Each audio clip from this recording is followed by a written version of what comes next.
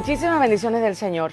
En Desde el Patio seguimos con nuestra serie de Conociendo las Armas de Satanás. Y hoy vamos a hablar, para finalizar, acerca de esa arma que se llama la ambición egocéntrica, cómo Satanás la utiliza sin él tener que hacer nada, utilizando nuestro corazón como base central de operaciones sin él estar dentro, estando fuera. Por eso es que es muy necesario que en este tiempo tú renueves tu entendimiento. Esto es Desde el Patio y deseo darte la bienvenida a este espacio donde mi intención es que ustedes puedan crecer a la estatura del varón perfecto, donde su palabra, al ser iluminada, al ser expuesta, al ser establecida desde acá, mi patio, tú puedas recibir edificación en tu hogar. Muchas veces nosotros no sabemos realmente cómo hacer guerra espiritual. De hecho, la palabra del Señor nos manda a entender cómo hacer guerra espiritual en la dispensación donde estamos. Y yo creo que una de las cosas que más desconocemos es qué conlleva la dispensación a donde nosotros estamos. Para muchos de nosotros eso es algo sin conocer. No entendemos cuando hablamos de dispensación, ¿de qué estamos hablando? Estamos en la dispensación de la gracia. Estamos en la dispensación a donde Cristo logró todo lo que se necesitaba, donde nosotros no tenemos otra cosa que hacer que obedecer lo que Él dice que hay que obedecer. La victoria ganada en la muerte de Cristo y en su resurrección es apabullante. Pero como no conocemos, no nos damos cuenta que la mayor guerra que nosotros estamos teniendo genuinamente y realmente es aquí. A veces estás peleando con enemigos imaginarios. Estás creyendo que quien te está haciendo la guerra es el diablo.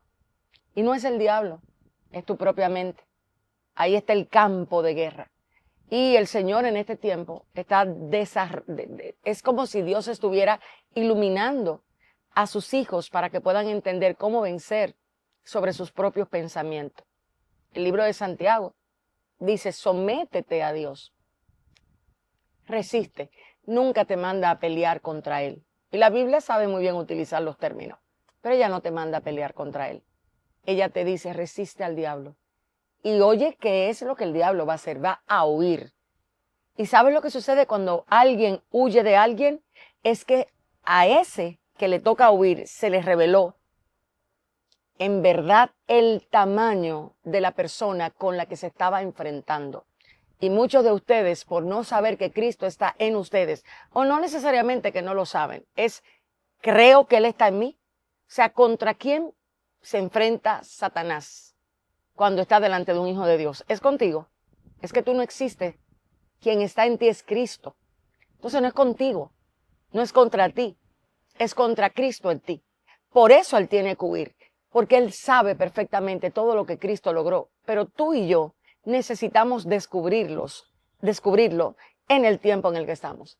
Entonces, en este tercer episodio de Las Armas de la Tiniebla, es necesario que hablemos un poquito más de la ambición egocéntrica, porque esta arma está directamente vinculada a los ministerios, a aquellos a quienes han recibido palabra profética, aquellos quienes han recibido sueño de Dios, aquellos a quienes Dios ha llamado, aquellos a quienes Cristo se les ha revelado.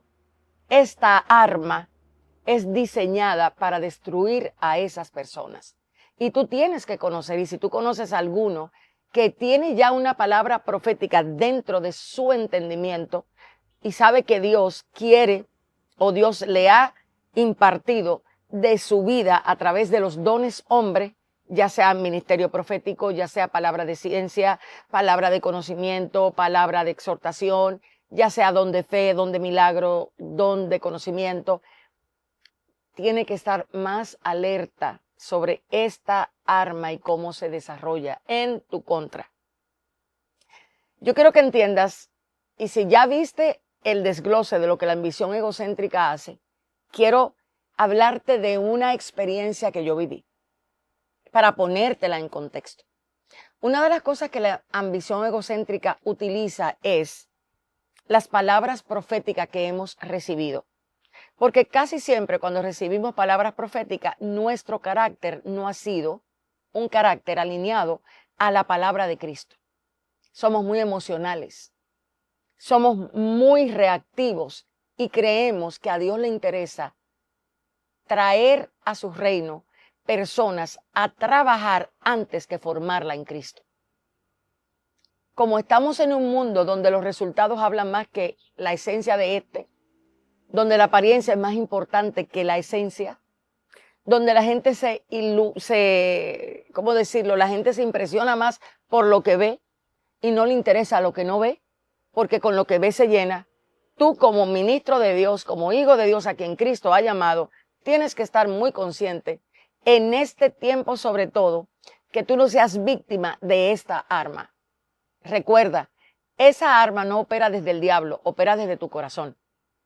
Si le permites a la ambición egocéntrica tomar dominio sobre tus deseos, tus pensamientos, tus acciones a la hora de ministrar o de gestionar tu ministerio, tienes que saber algo. Los hacedores de maldad no son conocidos por Dios. A Cristo no le interesa qué tantos milagros tú hagas, qué tantas lenguas tú hables y cómo los demonios huyan de ti. A Cristo le interesa que tú como su hijo o como hijo de Dios, su ministro, sepas que los hacedores de maldad no son conocidos por Él.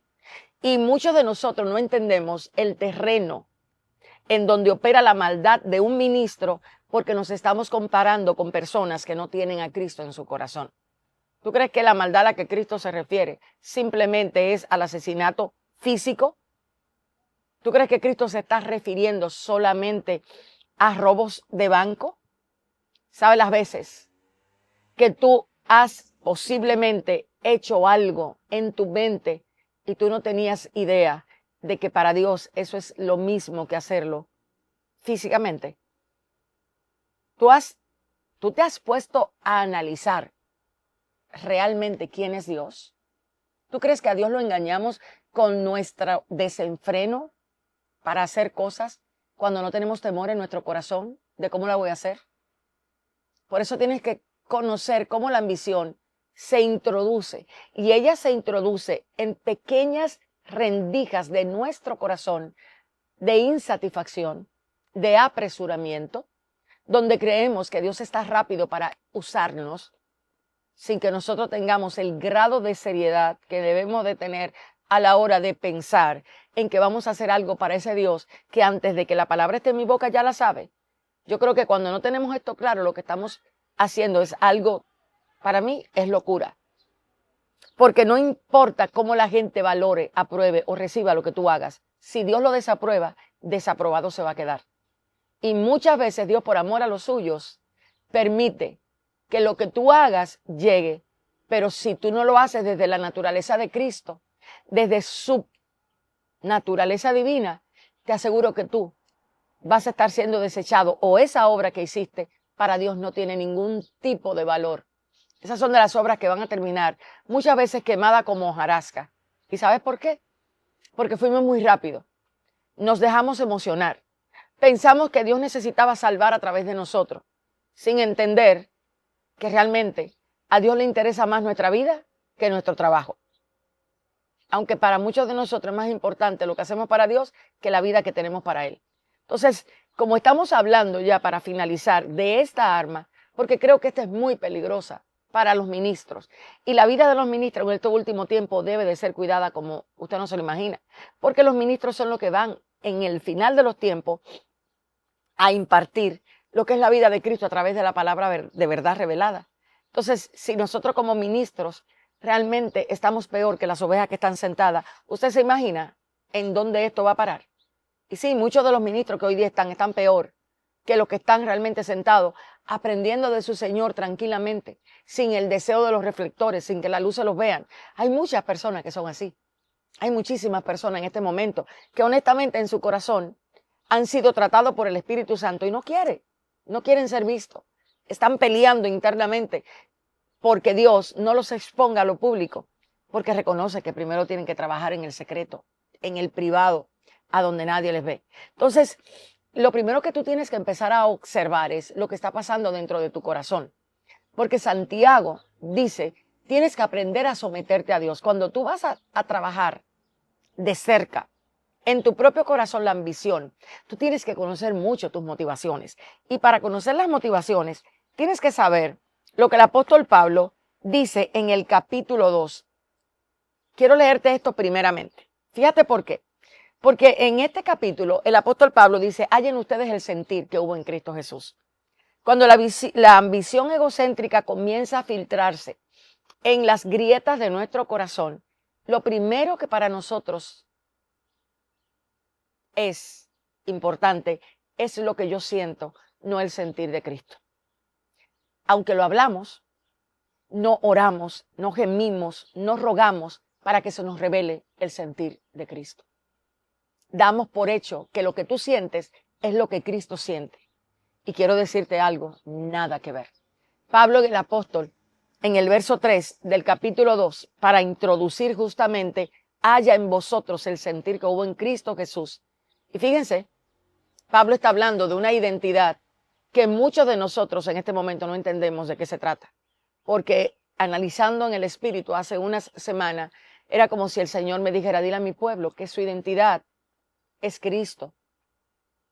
En este momento nosotros estamos hablando y oyendo mucho, ¿no? Que tú necesitas identidad, que tú necesitas tener identidad. Pero ¿a qué se refiere Cristo cuando dijo a los que creyeron se le dio la potestad de ser hechos hijos de Dios a través del apóstol Juan?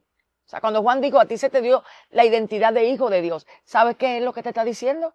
No es que tú te identifiques per se o por ti mismo, no. Nosotros no existimos fuera de Cristo. Nosotros somos en Él estamos, en Él existimos, en Él nos movemos. Nosotros reflejamos a Cristo. No tenemos identidad fuera de Él. Y si esto no se te revela, tú vas a vivir esclavo de lo que tu corazón y lo que tu mente experimenten, sienten, deseen en momentos claves a donde Cristo es quien debe prevalecer. Entonces, el apóstol Pablo le está diciendo en el verso 3 del capítulo 2, nada hagáis por rivalidad ni por vanagloria, sino con humildad, considerándoos los unos a los otros como superiores a vosotros mismos. Te estoy hablando de la ambición, te estoy hablando de la motivación, te estoy hablando del sometimiento a Dios. Cuando la ambición egocéntrica viene, ella huele. Ella es como un depredador que entra a oler donde hay carne y carne podrida. Y esta carne a ella le interesa. ¿Qué tipo de carne? Cuando el yo está fragmentado por haber experimentado experiencias no tratadas a la manera de Dios, constantes rechazos, con constantes sensaciones de abandono, de menosprecio, de amarte menos, ya tú estás vulnerable. Y yo no sé lo que pasa en este tiempo, sobre todo, donde la gran mayoría de ministros que van a ser escogidos por Dios han experimentado esas experiencias, ya sea de su familia, ya sea de alguien cercano, pero sin lugar a duda, alguien que va a ser llamado por Dios para ser ministro va a tener que experimentar esto. Y ciertamente a tu yo natural le va a doler, a tu yo caído le va a doler, pero a tu yo espiritual le va a fortalecer, le va a dar vida, le va a enseñar lo que tiene que aprender. Entonces, en el capítulo 2 de Filipenses hay un sentir que hay que descubrir. Y ese es el sentir que hubo en Cristo Jesús. La ambición egocéntrica huele cuando el sentir es de tu yo y se crece. Cuando ella sabe que a ti te dieron un don y ese don tú lo estás utilizando en tu corazón para posicionarte y para sanar áreas en tu vida, ya tú estás siendo casi víctima de ella. ¿Por qué? Porque ningún don se nos dio para ser visto. Ningún don se nos dio para ser expuesto. Nosotros. Ningún don se nos dio para subir a un escenario y sentirnos. Se supone que cuando nosotros hacemos eso, debemos estar muertos para que Cristo viva. Pero muchos de nosotros, eufóricos, desconocedores de lo que pasa dentro de nuestro ser, estamos con la idea de que lo que estoy haciendo es realmente para gloria de Dios, cuando todavía tú no has sanado a la manera de Dios, ni has recalibrado tus pensamientos de forma correcta para lidiar con el rechazo, con el abandono, con el menosprecio y con cosas semejantes a esa. Entonces, lo que Pablo le está diciendo a la iglesia de Filipenses, cuando la va a introducir al sentir como en Cristo Jesús, es: revisa tus motivaciones.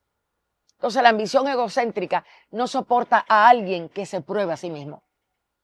Le encanta a la persona que dé por sentado que lo que está haciendo es adorar a Dios, aunque no sea más que adorar a sus propias emociones.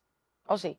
La ambición egocéntrica ama, anhela y desea que tú no seas alguien que pruebe tus propias obras, que confrontes tu vida en el espíritu, que te digas a ti mismo: esto que yo estoy haciendo, ¿cuál es el origen? ¿Cuál es la motivación? Espérate, déjame estar esperando a Dios, a ver si lo que yo quiero hacer es para gloria de Dios o no es más que para tapar con higuera alguna herida emocional que está dentro de mí con la que yo no quiero lidiar. Y a través del don le digo a todo el mundo: mírenme, Dios me usa. Mírenme, para Dios yo soy importante. Mírenme, yo valgo para Dios. Estamos en una era donde el valor del yo es demasiado importante. Y a nosotros no nos conviene creer que el yo nuestro debe ser valorado. Estamos llenos de psicología. Y no me malinterprete. Los psicólogos que hagan sus trabajos, pero los hijos de Dios tienen que saber lo que la Biblia dice acerca de su ser. Entonces es importante que para trabajar con este fenómeno, esta arma, esta bomba espiritual llamada ambición egocéntrica, pruebes tus motivaciones. Aquí el apóstol lo dice: ustedes nada hagan por contienda, por rivalidad, ni por vanagloria, sino con humildad, considerándoos los unos a los otros como superiores a vosotros mismos. Aquí está el primer desarme de la ambición egocéntrica. ¿Por qué haces lo que haces? Y el para qué lo haces.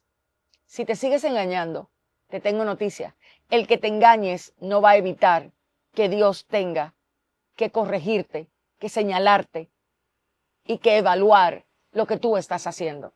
La ignorancia, dicen en derecho, que no te exime de la consecuencia.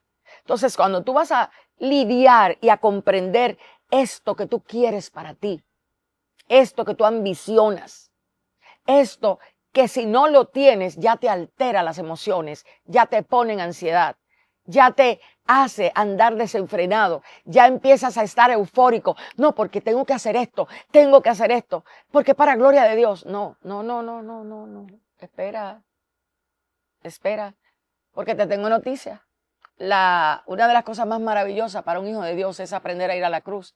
Con esa misma euforia vas a la cruz que Dios ha permitido que tú vivas hoy. Es con esa misma euforia, con ese anhelo, con ese deseo, con ese fervor que tú vas a la cruz de perdonar a la esposa que Dios te ha dado. O al hombre con el que Dios te ha permitido contraer nupcias. Es con esa euforia que vas a amar al que no te es fácil. Te vas a perdonar a ese que realmente tú no tienes ni idea de cómo lo vas a perdonar, porque fue tal grande la transgresión que tú lo prefieres lejos de tu vida. Aunque tú sabes que Dios te dice: te vas a tener que acercar a hacerle el bien. Porque el bien no se hace de lejos, se hace de cerca. Entonces, necesitas evaluar la motivación de lo que haces, no de lo que eres. Porque la motivación de lo que haces te va a hablar desde dónde lo estás haciendo. Si lo haces desde la vida en el espíritu o si lo haces desde alguna necesidad emocional. Y ojo aquí, uno de los problemas más grandes que tenemos como cuerpo de Cristo son y nacen de lo que yo hago necesidad. Porque luego una necesidad, si te descuidas, se vuelve tu ídolo. Cuando tú necesitas aprobación de la gente, caes postrada delante del ídolo de la hipocresía, porque empiezas a aparentar lo que no eres, porque estás queriendo ganar la aprobación de las personas. Entonces tú tienes que evaluar qué necesitas. El afecto de la gente, de esa necesidad de sentirte amado, no por Cristo, sino por personas, termina afligiendo tu corazón siendo tu hijo de Dios. ¿Por qué lo hace? Porque has hecho del afecto tu ídolo y no hiciste a Cristo el Señor de tus necesidades. Entonces, muchos de nosotros, señores, estamos viviendo la vida de Cristo desde la naturaleza caída. Estamos resolviendo situaciones desde la naturaleza caída y necesitamos apelar a la verdad para que la verdad nos ilumine el entendimiento, nos transforme y permita que la vida de Cristo en nosotros sea lo que resplandezca. Pablo le dice a la iglesia, ustedes tienen que resplandecer en medio de una generación que está en oscuridad por completo. Para eso tenemos que revisar mis motivaciones. Y cuando Dios quiere entregarte no solo su don, sino la comisión que va con ejercer el don, necesita que conozcas tu corazón. Y tienes que conocerlo. En Hebreos 10, 15 a 16 dice, por lo cual, como dice el Espíritu Santo, pondré mis leyes en sus corazones. ¿Por qué el corazón tú lo tienes que vigilar? Porque si eres hijo de Dios, ya está ahí. Ya está ahí lo que tú tienes que leer. Las leyes están para ser leídas. Y tu corazón, cuando Cristo empieza a tratar contigo, va a ser revelado a ti mismo. Solo tienes que preguntarle, Espíritu Santo, yo quiero saber lo que mi corazón, ¿por qué yo quiero hacer esto? ¿Por qué necesito hacerlo? ¿Qué hay detrás de mi euforia por usar el don? Porque yo quiero usarlo, Señor, pero genuinamente para gloria de tu Hijo, Padre. Genuinamente para que Él sea glorificado, no para que yo me alimente emocionalmente de lo que hago. Y es aquí donde la ambición egocéntrica se crece, porque no hay una cosa más poderosa para alguien que viene del rechazo, que viene del anonimato, que viene del lugar de atrás, es ser expuesto a una plataforma donde haya muchas personas y su ser sienta que Dios es impartido a través de él. Uy, pobre de esa persona, si no tiene un discernimiento claro de qué corazón tiene cuando está haciendo lo que está haciendo. ¿Sabes por qué? Porque hay personas que le quitan la gloria a Dios después de ser usados por Dios. Porque hay personas que le quitan la gloria a Dios. ¿Y cómo se la quitan? No es con la boca, sino con las acciones. Porque tú no le quitas a Dios la gloria con las palabras. Tú se la quitas con las acciones que van detrás de tus palabras. Y reitero, o mejor dicho, rectifico. A Dios nadie le puede quitar la gloria. Pero lo hablo quizás en el contexto en el que nosotros muchas veces decimos, no, es que hay que darle la gloria a Dios. ¿Cómo se la quitamos? Cuando desconocemos lo que hacemos, la motivación con la que hacemos y cómo me alimento emocionalmente de lo que estoy haciendo. Entonces aquí en Hebreos se te dice que ya la ley, si naciste de nuevo, está en tu mente y corazón, porque Dios le iba a poner así. Entonces, para ti, es hora de empezar a decir, anhelo, Señor, que me reveles tu amor. Anhelo que me reveles tu verdad. Para estar en la misma sintonía. Anhelo, Señor, que me reveles tu obra de gracia, tu palabra de verdad. Vas a tener que empezar a rogarle al Espíritu de Dios que te llene de esto. Porque de lo contrario, tu mente no va a estar bordeada de la verdad para tu poder detectar en tu corazón esto que te estoy diciendo. O sea, si tú no ambicionas lo de Dios, si no anhelas lo de Dios, vas a empezar a ambicionar y anhelar lo de la naturaleza caída, lo que la religión oculta, lo que la hipocresía venera y valora. Entonces es hora de que tú empieces, si ya eres ministro, a evaluar todo esto y ante Dios decirle, Señor, pasa tu sedazo en mi corazón para yo poder entender cómo hacer lo que me toca hacer, pero desde la naturaleza correcta. Entonces, una de las cosas que la ambición egocéntrica no tolera es que tú te sepas crucificado en Cristo. En el capítulo 1, el apóstol Pablo dice algo que llamó mucho mi atención. Él dice, para mí el vivir es Cristo. Y esta mañana esa palabra a mí era como que el Espíritu Santo me lo hubiese escrito para yo volver a leerla. Mira lo que para Pablo era la vida. La vida para Pablo era Cristo. La vida para Pablo no era trabajar para Cristo. Pablo se deleitaba con su Señor. Pablo amaba las formas en que Cristo realmente le instruía. A Pablo no le ocasionó dolor oír a Cristo decir, tú vas a padecer por mi causa. Pablo se sentía digno para padecer por la causa de Cristo. ¿Y qué pasa con nosotros cuando Dios nos expone a padecimiento? Cuando Dios nos dice, toma tu cruz. ¿Qué pasa hoy con nosotros los ministros? Que estamos soltando la cruz por un mejor beneficio económico. ¿Qué pasa con nosotros los ministros? Que estamos soltando la cruz por un nuevo matrimonio que me haga sentir un poquito mejor, porque el que yo tengo me sofoca y no me da paz y no me da tranquilidad. ¿Quién le dijo a usted que el pacto es secundario ante sus emociones? ¿De dónde usted como ministro saca que para ti debe ser más importante lo que tú sientes que obedecer lo que Dios dijo? Por eso fue que Pablo le dijo a los filipenses, ustedes entiendan que tienen que tener el sentir que hubo en Cristo Jesús. La transformación cuesta demasiado, la transformación duele. Pero si el ministro no aprende a tomar su cruz cada día, no califica para ser ministro de Cristo.